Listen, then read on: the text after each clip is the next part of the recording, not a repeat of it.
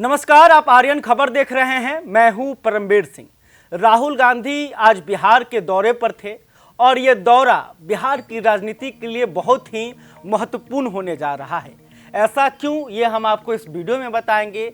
राहुल गांधी के इस दौरे से बिहार विधानसभा चुनाव में जो राजनीति होने वाली है वो पूरी तरह से बदलने जा रही है। बिहार में अब कांग्रेस का एक अलग तेवर भी देखने को मिल सकता है और इसका संदेश राहुल गांधी ने पटना में दे दिया है। तो देखिए, अगर बात करें तो राहुल गांधी सबसे पहले पटना जो है सुबह 10:30 बजे के आसपास पहुंचते हैं और फिर 11 बजे जो है बेगूसराय जाते हैं। बेगूसराय में कन्हैया कुमार की पद यात्रा, जिसका नाम पलायन रोको नौकरी दो है, उसमें शामिल होते हैं। लेकिन अब यहाँ पे सवाल है कि आखिर राहुल गांधी ने बेगूसराय को ही क्यों चुना?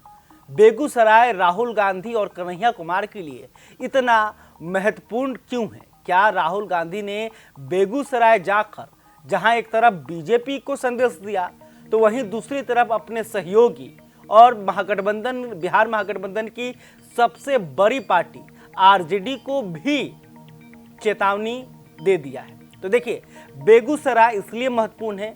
पहली बात तो कन्हैया कुमार का यह गृह जिला है और कन्हैया कुमार 2019 के चुनाव में सीपीआई के टिकट पर यहां से किस्मत आजमा चुके थे और उस वक्त आरजेडी ने कन्हैया कुमार के साथ खेला कर दिया था।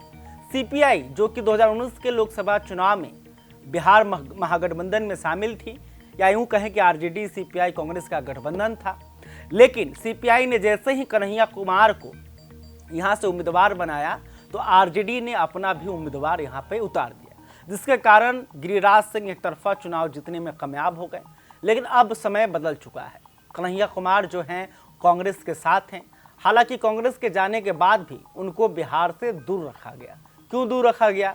क्योंकि आरजेडी और खास करके लालू प्रसाद यादव कन्हैया को पसंद नहीं करते हैं। कन्हैया कुमार जिस तरह से बोलते हैं, जिस तरह से युवाओं को आकर्षित करते हैं, उससे कहीं ना कहीं लालू यादव को इस बात का डर लगता है कि अगर कन्हैया बिहार की राजनीति में ज़्यादा सक्रिय रहें तो तेजस्वी की लोकप्रियता को हानि पहुंच सकता है। यानी कि तेजस्वी पर कन्हैया कुमार भारी पड़ सकते हैं। इसी बात का डर लालू को सताता है और आरजेडी को भी सताता है। इसलिए कन्हैया कुमार को कांग्रेस दूर रख रही थी, या यूं कहे कि आरजेडी की बात को मान रही थी, लालू प्रसाद यादव की बात को सोनिया गांधी मान रही थी, राहुल गांधी भी मान रहे थे। लेकिन अब राहुल गांधी ने कन्हैया को बिहार भेजकर और उनकी पदयात्रा में शामिल होकर ये आरजेडी को संदेश दे दिया है कि अब हम आपके इशारे पर नहीं चलेंगे। लालू प्रसाद यादव जो कहेंगे वो अब महागठबंधन में नहीं होगा। कन्हैया कुमार अब बिहार में कांग्रेस को लीड कर सकते हैं। इस बात का संदेश राहुल गांधी ने कन्हैया कुमार के साथ पैदल चलकर दे दिया है। अब बात करते हैं कि पटना में राहुल गांधी ने ऐसा क्या कहा और पटना का यह जो राहुल गांधी का सम्मेलन था वो इतना महत्वपूर्ण कैसे हो गया? तो देखिए, पटना में कांग्रेस के तरफ से संविधान सुरक्षा सम्मेलन का आयोजन किया गया था। इसमें राहुल गांधी शामिल हुए। राहुल गांधी जो है पहले संविधान बचाने की बात करते रहे, फिर तेलंगाना मॉडल की भी बात की कि अगर जातीय जनगणना होगी तो तेलंगाना मॉडल पर जो है हम पूरे देश में जातीय जनगणना कराएंगे और इसको कोई शक्ति नहीं रोक सकती है। यानी कि खुद की सरकार के द्वारा, यानी कि महागठबंधन की सरकार जब बिहार में थी और बिहार में जातीय गणना हुई, उसको राहुल गांधी ने नकार दिया। तो ये भी कहीं ना कहीं तेजस्वी के लिए परेशानी की बात हो सकती है, क्योंकि दूसरी तरफ तेजस्वी यादव इस जातीय जनगणना का क्रेडिट लेते हैं कि बिहार में हमने जातीय जनगणना कराया। लेकिन दूसरी तरफ राहुल गांधी इसे सीधे तौर पर खारिज कर रहे हैं और तेलंगाना मॉडल की बात कर रहे हैं। फिर अब राहुल गांधी ने अपनी गलती को यहाँ पर माना। ध्यान से सुनिएगा इस बात को। राहुल गांधी ने यह जिक्र किया कि हम लोगों से गलती बिहार में हुई है। बिहार में कांग्रेस को जिस मजबूती से के साथ चुनाव लड़ना चाहिए था, जिस मजबूती से संगठन के लिए काम करना चाहिए था, उस हिसाब से कांग्रेस ने बिहार में काम नहीं किया है और अब इस गलती को हम लोग सुधार रहे हैं और इसकी शुरुआत जो है बिहार के प्रदेश अध्यक्ष को बदलकर किया गया है। यानी कि राहुल गांधी ये कह चुके हैं कि हम पहले जो है जिस ताकत से चुनाव लड़ना चाहिए था हम लोग नहीं लड़ रहे थे। उनका कहना है कि अब जो है संगठन में हम बदलाव कर रहे हैं और इसकी शुरुआत हो गई है और ज़मीनी स्तर पर फिर से कांग्रेस को जिंदा किया जाएगा और मजबूती से हम लोग चुनाव लड़ेंगे। और इस भाषण के दौरान राहुल गांधी ने बिहार के मुसलमानों के ऐसे मुंह मोड़ लिया। जी हाँ, बिहार के मुसलमानों को यह आशा थी कि अगर राहुल गांधी बिहार आएंगे तो वक्फ संशोधन बिल के विरोध में बोलेंगे, लेकिन राहुल गांधी पटना में कहीं पे भी वक्फ संशोधन बिल के खिलाफ में उन्होंने बयान नहीं दिया। तो इससे कहीं ना कहीं मुसलमानों को एक अलग मैसेज गया है। हालांकि देखिए, संविधान सुरक्षा सम्मेलन की अगर बात करें तो इसे नोनिया जाति के कुछ प्रमुख नेताओं के द्वारा आयोजित किया गया था।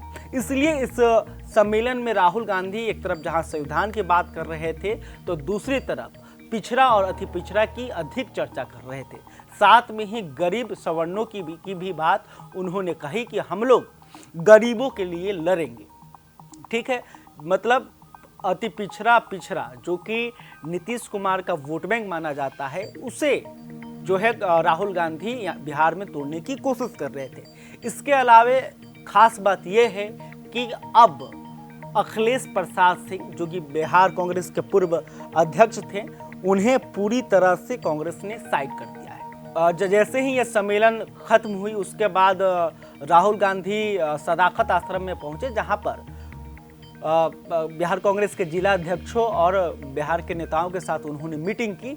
लेकिन इस मीटिंग में अखिलेश प्रसाद सिंह को जगह नहीं मिली। कुर्सी पर जो है एक तरफ कृष्णा अल्लाहरू जो कि बिहार कांग्रेस के प्रभारी हैं वो बैठे हुए थे, दूसरी तरफ जो हैं बिहार कांग्रेस के अध्यक्ष राजेश राम बैठे हुए थे और साथ में मदन मोहन झा भी थे, शकील अहमद खान भी थे। लेकिन अखिलेश सिंह इस मीटिंग में नज़र नहीं आए और अखिलेश सिंह जो है मीटिंग अंदर चल ही रहा था तभी वो बाहर निकल गए। यह पूरा लबोलबाब जो है बिहार में राहुल गांधी के दौरे का रहा कि राहुल गांधी ने बिहार में आकर एक तरफ आरजेडी को भी संदेश दे दिया है, बीजेपी को संदेश ये दे दिया है कि भाई अब भूमिहार और बेगूसराय जिसे बीजेपी का घर माना जाता है वहाँ अब कांग्रेस को हम मजबूत करेंगे। भूमिहार जाति से ही कन्हैया कुमार आते हैं। तो एक तरफ जहां उन्होंने बीजेपी को संदेश दिया तो वहीं आरजेडी को भी चेतावनी राहुल गांधी के द्वारा दे दिया गया है। अब जो है कांग्रेस 243 सीटों की तैयारी करने जा रही है। जी हाँ, आप सही सुन रहे हैं, कांग्रेस जो है वो बिहार में सभी सीटों पर चुनाव की तैयारी कर रही है, संगठन को मजबूत करने में लग गई है।